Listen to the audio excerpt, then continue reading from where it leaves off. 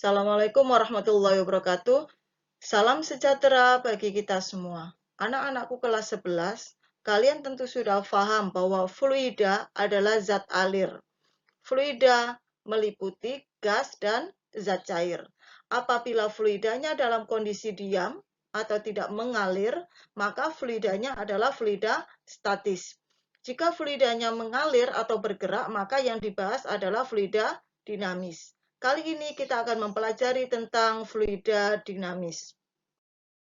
Sebelum kita mempelajari tentang fluida dinamis, saya ingin menunjukkan kepada Anda satu buah video yang dapat memberikan gambaran kepada kita pentingnya kita mempelajari fluida dinamis.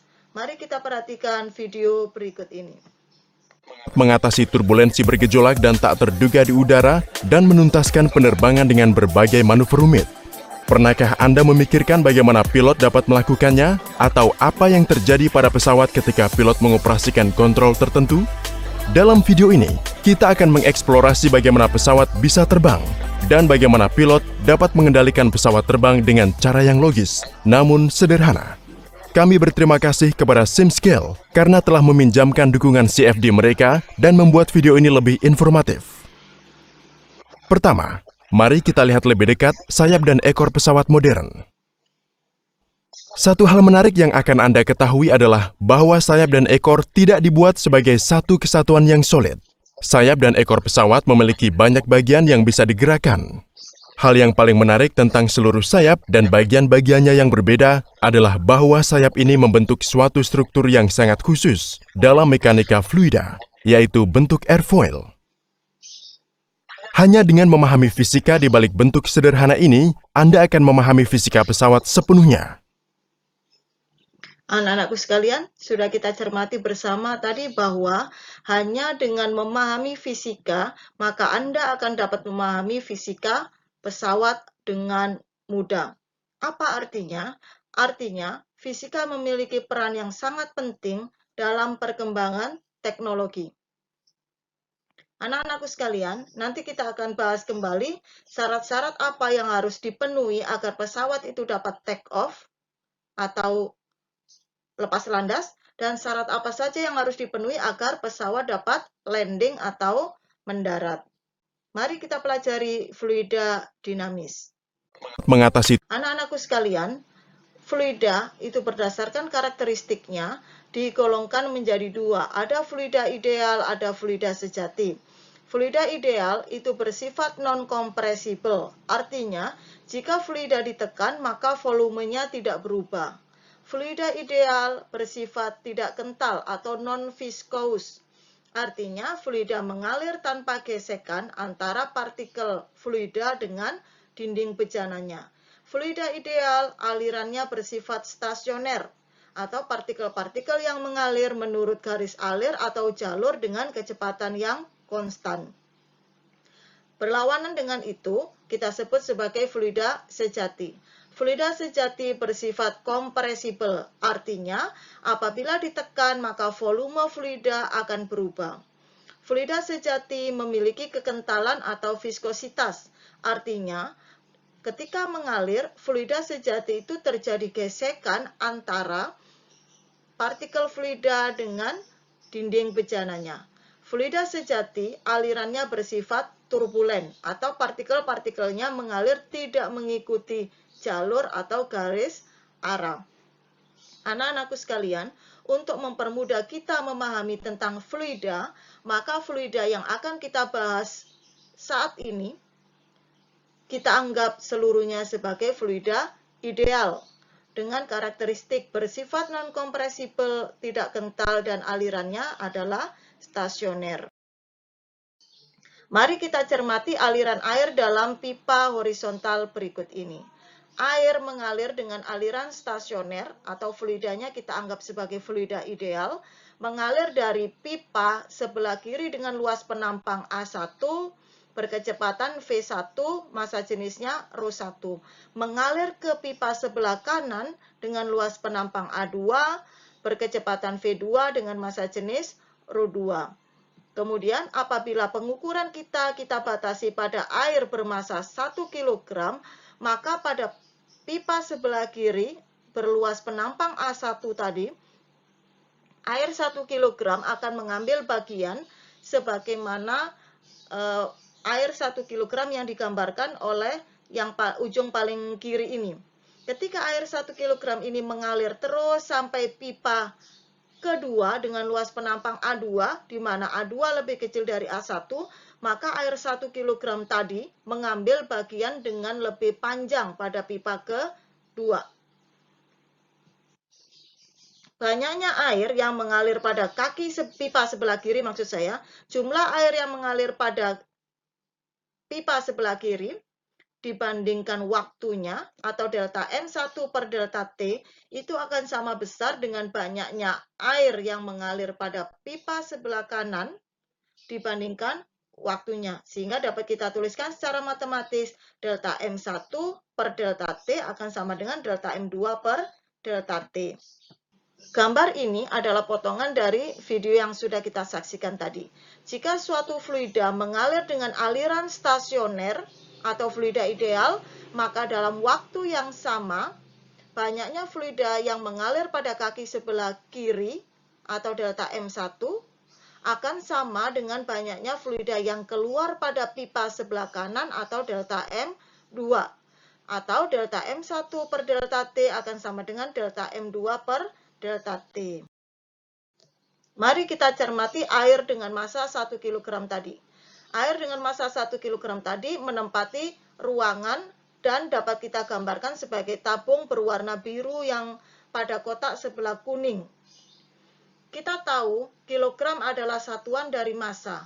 Massa jenis adalah massa per volume, maka massa sama dengan massa jenis kali volume, sehingga M sama dengan Rho kali V.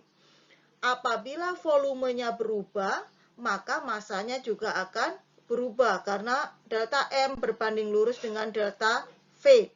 Sehingga pada kotak sebelah kiri yang kuning ini kita punya persamaan delta M sama dengan Rho kali delta V. Kemudian, air bermassa 1 kg tadi mengambil tempat pada pipa dengan kita gambarkan sebagai pipa di kotak yang sebelah tengah, pipa warna biru ini.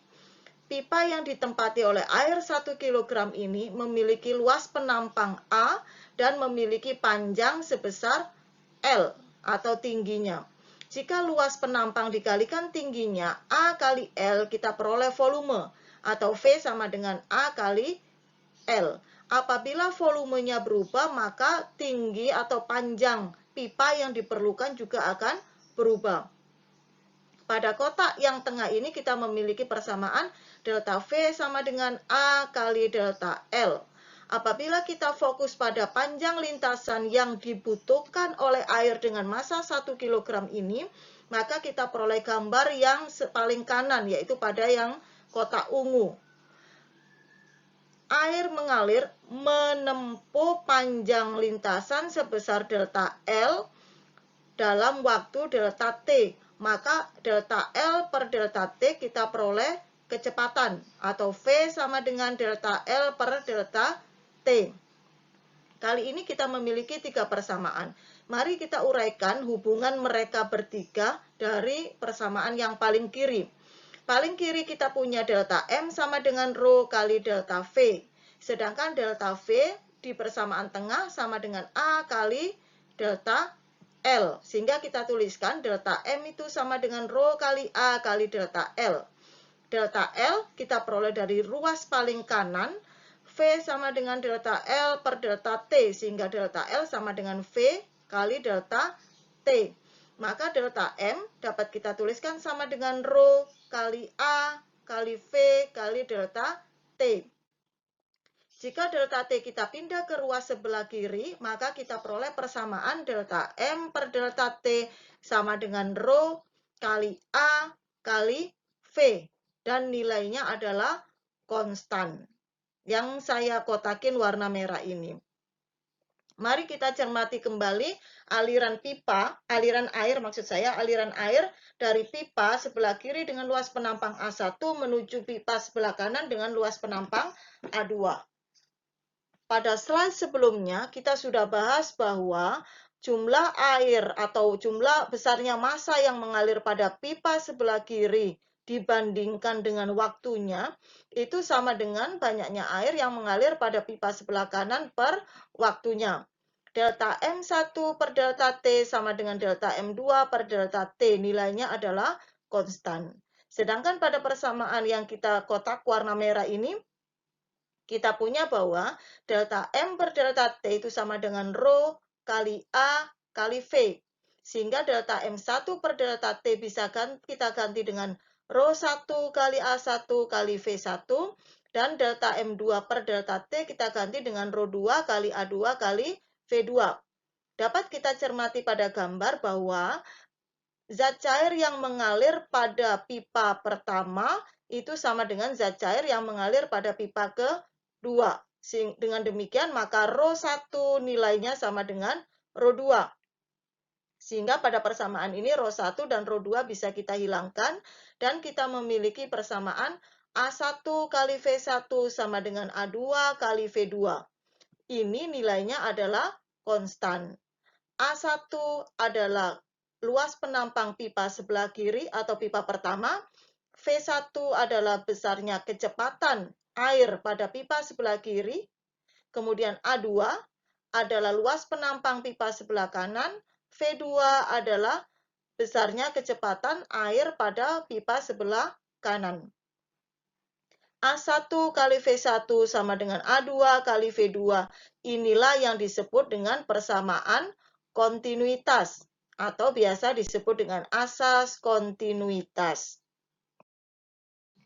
Anak-anakku sekalian, pernahkah Anda tergelitik untuk mengukur berapakah volume bak mandi kita?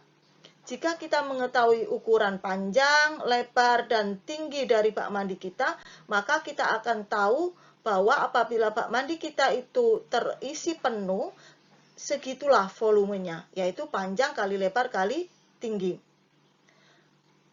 Lalu, berapa waktu yang diperlukan untuk mengisi bak mandi kita sehingga penuh? Ternyata, volume air atau volume fluida yang mengalir dalam suatu penampang dalam selang waktu tertentu.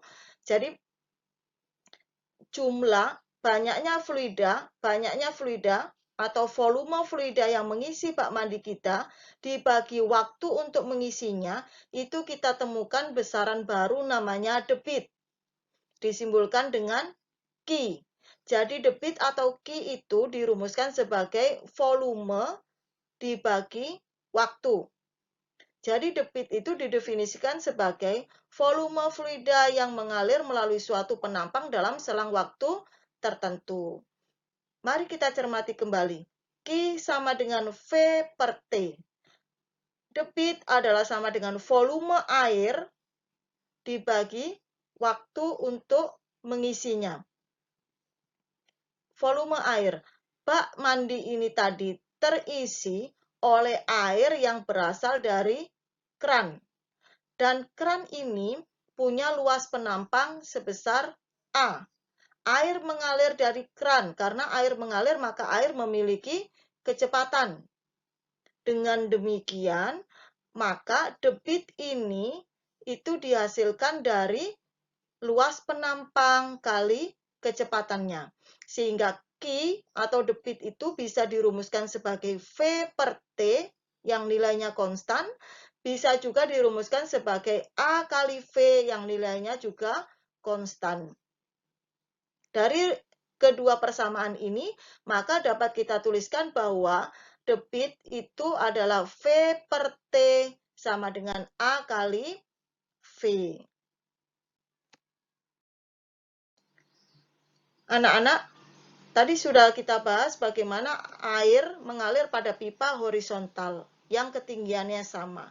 Kali ini kita akan mengalirkan air pada dua pipa dengan ketinggian berbeda. Pipa sebelah kiri memiliki ketinggian H1, dapat kita amati di sini. Maka air akan mengalir dari pipa berpenampang A1 dengan kecepatan V1 menuju pipa sebelah kanan dengan ketinggian H2, pipa sebelah kanan atau pipa B dengan ketinggian H2 yang punya luas penampang A2 dengan kecepatan V2. Agar air ini bisa mengalir dari A ke B, maka tekanan pada pipa pertama harus lebih besar daripada tekanan pada pipa kedua. Mari kita analisis video ini tadi, fenomena dalam video ini lebih lanjut. Jadi, kasus dalam video tadi kita tahu bahwa H1 lebih kecil daripada H2. Dengan demikian, agar air bisa mengalir dari H1 ke H2, maka kondisi pertama yang harus dipenuhi adalah tekanan pada pipa sebelah kiri atau pipa pertama harus lebih besar daripada tekanan pada pipa kedua atau pipa sebelah kanan. Sehingga ketika H1 lebih kecil dari H2, maka P1 harus lebih besar dari P2. Dengan demikian, kita tahu tadi luas penampang pipa sebelah kiri adalah A1, luas penampang pipa sebelah kanan adalah A2. Dapat kita lihat pada gambar ini bahwa A1 lebih besar dari A2. Berdasarkan asas kontinuitas, kita punya A1 kali V1 sama dengan A2 kali V2. Jika A1 itu lebih besar dari A2, maka pasti V1 lebih kecil daripada V2. Dengan demikian, untuk fenomena dalam video tadi, besaran-besaran yang berpengaruh adalah pertama, tekanan. Yang berikutnya, karena air ini mengalir pada pipa yang punya ketinggian, maka kita berbicara tentang energi potensial, yang kita tahu rumusnya sama dengan mg kali H. Kemudian air mengalir punya kecepatan, maka berikutnya kita membicarakan tentang energi kinetik, yaitu setengah kali M kali V kuadrat. Jadi besaran-besaran yang berpengaruh pada fenomena dalam video tadi adalah tekanan, energi potensial, dan energi kinetik. Jika Anda mengalami kesulitan untuk menghafal rumus tadi, Anda cukup berhenti di sini dulu. Jadi P plus setengah rho V kuadrat plus rho GH itu nilainya adalah konstan. Maksudnya, apabila kita membahas pipa sebelah kiri, maka ini juga ada. Membahas pipa sebelah kanan, ini juga akan muncul. Jadi cukup dihafalkan satu ini. Jika Anda lupa, ingat, energi kinetik adalah setengah mv kuadrat. M adalah massa. Apabila ingin menjadi tekanan, maka massa ini kita rubah menjadi massa jenisnya. Sehingga kita punyanya bukan setengah mv kuadrat lagi, tapi setengah rho V kuadrat. Kemudian kita lihat energi potensial itu adalah mgh. Tetapi kalau kita ngomong tentang fluida, kita berbicara tentang massa jenisnya, maka massa per volume adalah massa jenis. Sehingga energi potensialnya per volume bukan lagi kita ngomong tentang massa, tetapi rho GH. Kita lihat bentuknya rho itu seperti P, maka tinggal kita jumlahkan P di depan. Sehingga persamaan hukum Bernoulli kita punya P plus setengah rho V kuadrat plus rho GH nilainya adalah konstan. Itu cara mudah menghafalkan persamaan Bernoulli. Kemudian kita kembali ke kasus persamaan hukum Bernoulli yang kita terapkan untuk fluida yang tidak bergerak. Kali ini kondisi ke-1 adalah kita ambil satu titik di posisi 1 ini yang punya ketinggian H1 dari permukaan tanah. Kemudian kondisi kedua adalah yang saya gambarkan warna pink kedua ini punya ketinggian H2 dari permukaan tanah. Fluidanya tidak bergerak atau tidak mengalir atau fluida dalam kondisi diam, sehingga V1-nya sama dengan V2 yang nilainya adalah 0 karena fluidanya tidak mengalir.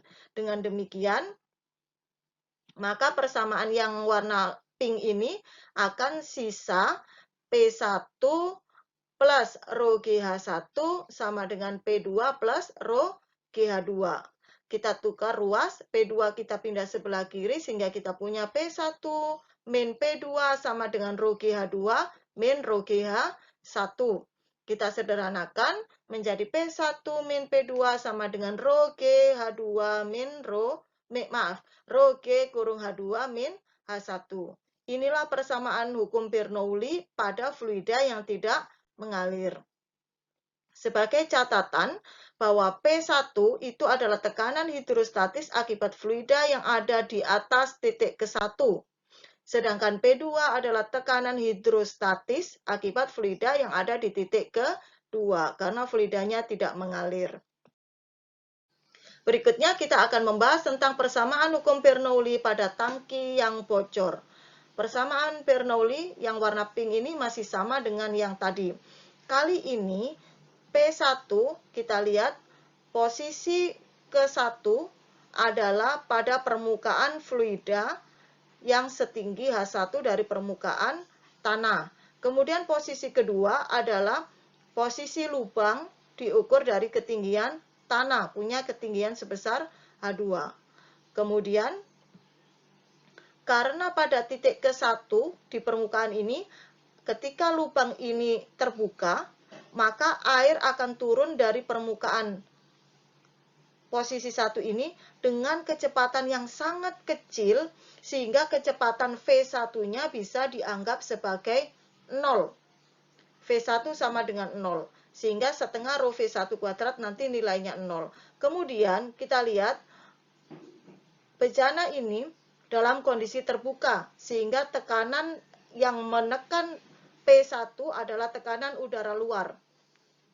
Tekanan yang menekan lubang pada posisi kedua juga udara luar, sehingga P1 sama dengan P2 yaitu sama dengan P0. Maka P1 dapat kita hilangkan dengan P2, sehingga persamaan kita sisa rho GH1 sama dengan setengah rho V2 kuadrat plus rho GH2. Rho-nya sama, bisa kita coret sehingga sisa GH1 sama dengan setengah V2 kuadrat plus GH2. Yang punya H kita jadikan 1, sehingga kita punya V2 kuadrat sama dengan 2 kali GH2 min 2 kali GH1. Maaf, ini harusnya 2 GH1, harusnya kurung. Sehingga bisa kita sederhanakan V2 kuadrat sama dengan 2G kurung H2 min H1. Sehingga kecepatan air untuk keluar dari lubang bocor itu adalah sama dengan V2, yaitu sama dengan akar 2 kali G kurung H2 min H1. H2 adalah ketinggian fluida dari permukaan tanah, sedangkan H1 adalah ketinggian fluida dari permukaan tanah, dan H2 adalah ketinggian lubang atau kebocoran dari permukaan tanah.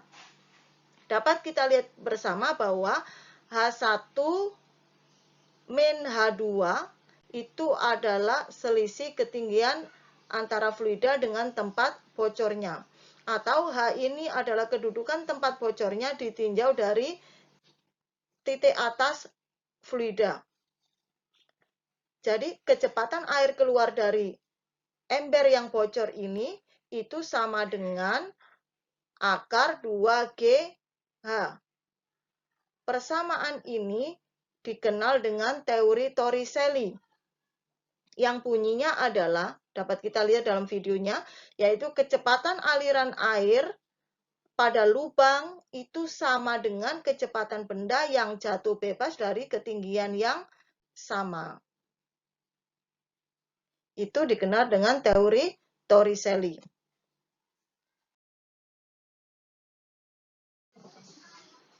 Dengan demikian, maka jarak terjauh jatuhnya air pada permukaan tanah atau R tadi dapat kita rumuskan sebagai R sama dengan 2 akar H kali H2, di mana H ini adalah posisi bocornya air dihitung dari permukaan air, sedangkan H2 adalah posisi tempat bocornya tadi dihitung dari tanah.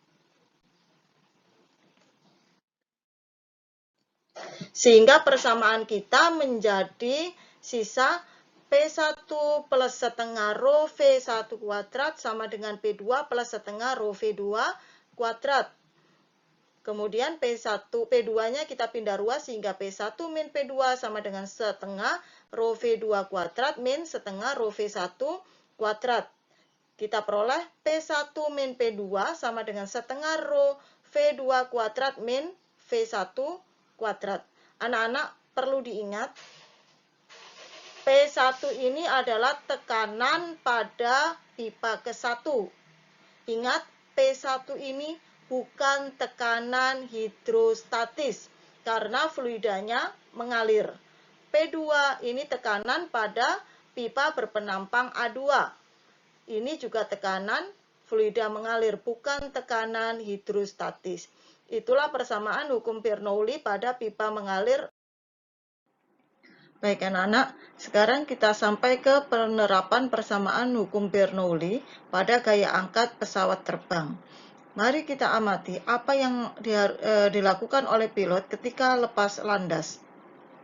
Untuk membuat pesawat lepas landas dari tanah, yang harus Anda lakukan adalah meningkatkan daya angkat menggunakan berbagai teknik, dan pastikan daya lebih dari tarikan gravitasi. Pilot menerapkan semua dari 3 teknik peningkatan elevator bersama-sama untuk menghasilkan lepas landas. Pertama, kecepatan pesawat meningkat dengan meningkatkan daya dorong mesin. Ketika kecepatan pesawat cukup tinggi, pilot mengaktifkan flap dan slat. Daya angkat semakin meningkat karena ini. Ketika pesawat siap untuk lepas landas, mereka mengaktifkan lift ke atas. Gaya ekor memiringkan pesawat seperti yang ditunjukkan, dan sudut serang airfoil akan meningkat. Elevator tiba-tiba meningkat karena ini, dan pesawat lepas landas. Biasanya sudut serang dipertahankan sebesar 15 derajat untuk lepas landas.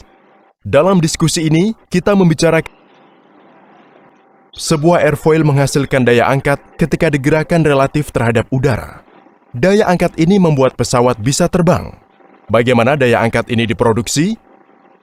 Airfoil menghasilkan downwash seperti yang ditunjukkan.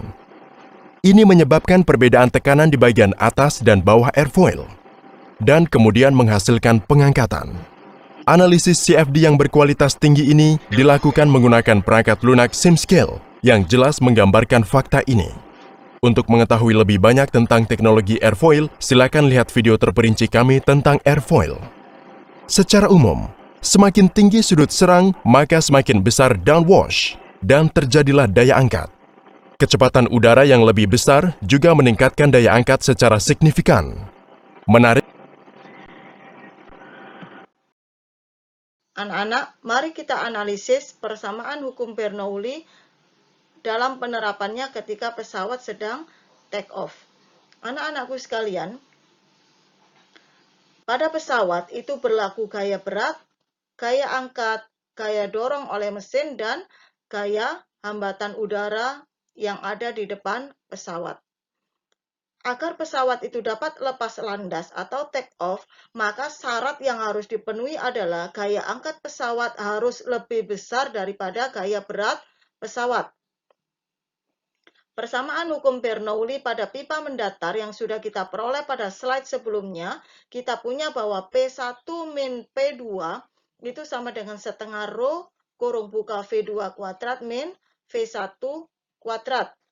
Kemudian tekanan untuk pesawat, tekanan itu adalah gaya per satuan luas. Maka P1 sama dengan F1 per A min P2 adalah F2 per A. F1 adalah gaya yang menekan badan pesawat dari arah atas, posisinya di atas pesawat, terhadap A. A-nya ini adalah luas penampangnya si sayap pesawat. Kemudian F2 ini adalah gaya yang mengangkat sayap pesawat, berarti posisinya dari bawah per luas penampang sayap. Sehingga kita punya F1 per A min F2 per A sama dengan setengah rho kurung V2 kuadrat min V1 kuadrat. Jadi, gaya angkat pesawat itu nilainya sama dengan F1 min F2, A-nya kita pindah ke ruas kanan. Gaya angkat pesawat adalah F1 min F2 sama dengan setengah rho V2 kuadrat min V1 kuadrat dikalikan A. Dan gaya ini akan sama nilainya, atau maksud saya, gaya sebesar F1 min F2 ini harus lebih besar daripada berat pesawat agar bisa terbang. Kemudian mari kita analisis lebih jauh tentang syarat-syarat ketika take off. tekanan di bawah sayap harus lebih besar daripada tekanan di atas sayap. Kita tahu tadi sudah kita bahas bahwa gaya angkat pesawat adalah F1 min F2 itu harus lebih besar daripada berat pesawat. Lebih besar dari M kali G. Sedangkan F1 min F2 sama dengan setengah kali rho kurung V2 kuadrat min V1 kuadrat kali A. Di mana F1 adalah gaya yang bekerja di bawah sayap, F2 adalah gaya yang bekerja di atas sayap, yaitu dari fluida atau udara yang di atas sayap. Kemudian V1 adalah kecepatan aliran udara di bawah sayap, V2 adalah kecepatan aliran udara di atas sayap, P1 adalah tekanan udara di bawah sayap, dan P2 adalah tekanan udara di atas sayap. Maka, agar pesawat dapat lepas landas, syaratnya dengan melihat hasil simulasi ini, syaratnya adalah tekanan udara di bawah sayap harus lebih besar daripada tekanan udara di atas sayap. Atau P1 harus lebih besar dari P2. Jika P-nya besar, maka V-nya kecil. Sehingga kalau P1 lebih besar dari P2, otomatis V1 lebih kecil dari V2. Jadi, syarat agar pesawat dapat lepas landas adalah tekanan di bawah sayap harus lebih besar daripada tekanan di atas sayap. Sebaliknya, kecepatan udara di bawah sayap harus lebih kecil daripada kecepatan udara di atas sayap. Itulah mengapa ketika take off, maka posisi kotak-kotak yang di sayap itu tidak membuka ke atas. Mungkin Anda yang pernah naik ke pesawat di bagian sayap, pernah mengamati itu. Dan bagi Anda yang belum pernah mendapatkan tempat duduk di bagian sayap pesawat, yang lurus dengan sayap pesawat, nanti ketika Anda naik pesawat, Anda dapat meminta untuk duduk di bagian yang lurus dengan sayap pesawat, agar Anda dapat mengamati perubahan yang terjadi.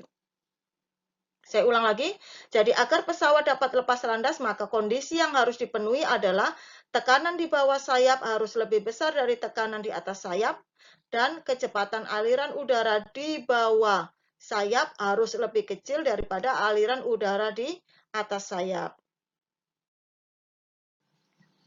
Sekarang bagaimana dengan ketika pesawat itu landing? Mari kita perhatikan video berikut ini.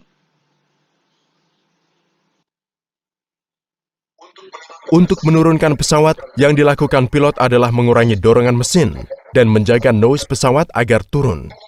Ini adalah kebalikan dari operasi naik. Ketika pesawat kehilangan kecepatan, pesawat siap untuk mendarat. Pada tahap ini, flap dan sled diaktifkan lagi. Perangkat ini juga meningkatkan hambatan. Untuk meningkatkan drag, attachment sayap yang disebut spoiler juga diaktifkan. Pilot menggunakan satu lagi trik di sini untuk mengurangi jarak berhenti yang merupakan dorongan balik. Di sini tutup mesin terbuka lebar dan udara yang seharusnya mundur secara paksa diarahkan ke depan. Ini jelas akan menghasilkan dorongan balik dan akan membuat penghentian pesawat menjadi lebih mudah. Simulasi CFD yang kita lihat itu tadi anak-anak.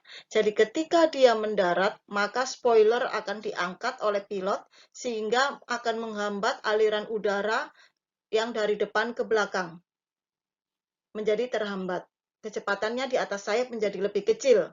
Kemudian tadi kotak-kotak yang ada di mesin turbinnya itu dibuka sehingga menghasilkan gaya dorong ke arah depan, atau udara yang arahnya dari depan menuju sayap pesawat itu dipaksa untuk kembali ke depan sehingga menjadi kecepatannya menjadi berkurang. Akibatnya pesawat bisa mendarat dengan lebih mudah. Jadi kalau kita masukkan gambar yang kita punya tadi, jadi ketika dia landing, maka yang dipenuhi adalah kebalikan daripada ketika take off. Jadi ketika landing, maka tekanan udara yang ada di bawah sayap itu harus lebih kecil daripada tekanan udara di atas sayap. atau P1 lebih kecil dari P2. Dengan demikian, maka kecepatan udara di bawah sayap itu harus lebih besar daripada kecepatan udara di atas sayap. Kecepatan udara di atas sayap menjadi lebih kecil karena tadi dengan spoiler dan penutup turbin mesinnya tadi dibuka, sehingga kecepatan udara di atas sayap menjadi lebih kecil. Jadi, agar pesawat dapat landing, maka tekanan udara di bawah sayap harus lebih kecil daripada tekanan udara di atas sayap. Dan kecepatan udara di bawah sayap harus lebih besar daripada kecepatan udara di atas sayap.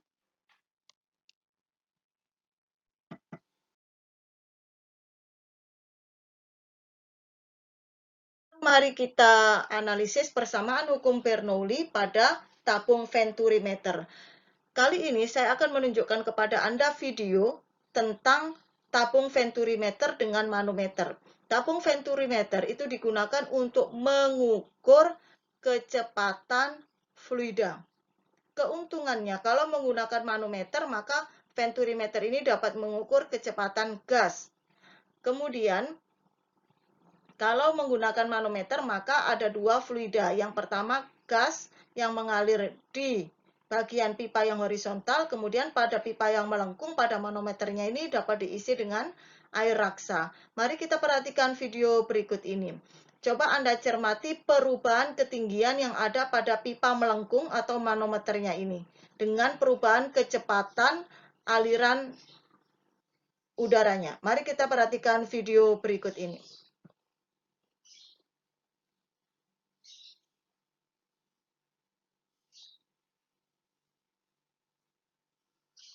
Ketika kecepatan aliran udaranya 10, perhatikan perubahan yang terjadi pada ketinggian raksa di dalam masing-masing tabung seperti pipa U ini.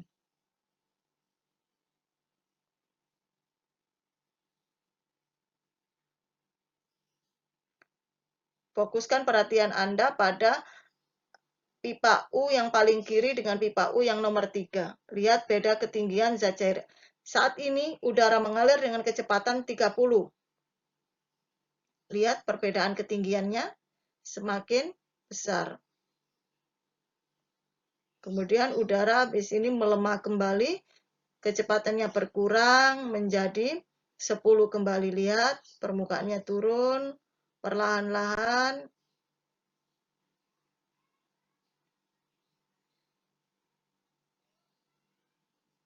Nah, itu tadi anak-anak perubahan ketinggian pada ketinggian raksa atau zat cair pada tabung venturimeter yang menggunakan manometer. Jadi penerapan hukum Bernoulli-nya dari video tadi dapat kita gambarkan sebagai berikut. Jadi kecepatan atau besarnya kecepatan atau laju fluida pada penampang pipa pertama itu kecepatan aliran udaranya V1 sama dengan akar 2GH kurung R aksen min rho rho aksen min rho per rho kurung A1 per A2 kuadrat min 1.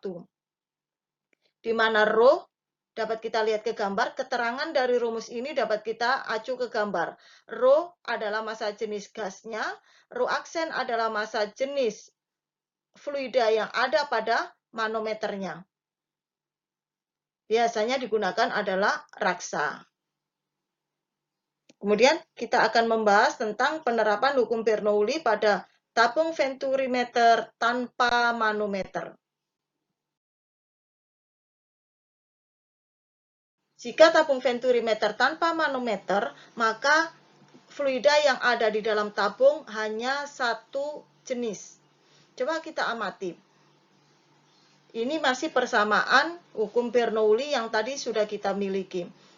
P1 adalah tekanan pada titik ke-1. Kita amati, titik ke-1 ini punya ketinggian H1 dari permukaan tanah. Titik kedua punya ketinggian H2 dari permukaan tanah. Kita lihat H1 dan H2 nilainya adalah sama. Sehingga persamaan Bernoulli kita tinggal P1 plus setengah rho V1 kuadrat sama dengan P2 plus rho GH2. Tinggal rho GH2-nya hilang ya, karena hilang dengan rho GH1. Sehingga sisa P1 plus setengah rho V1 kuadrat sama dengan P2 plus setengah rho V2 kuadrat.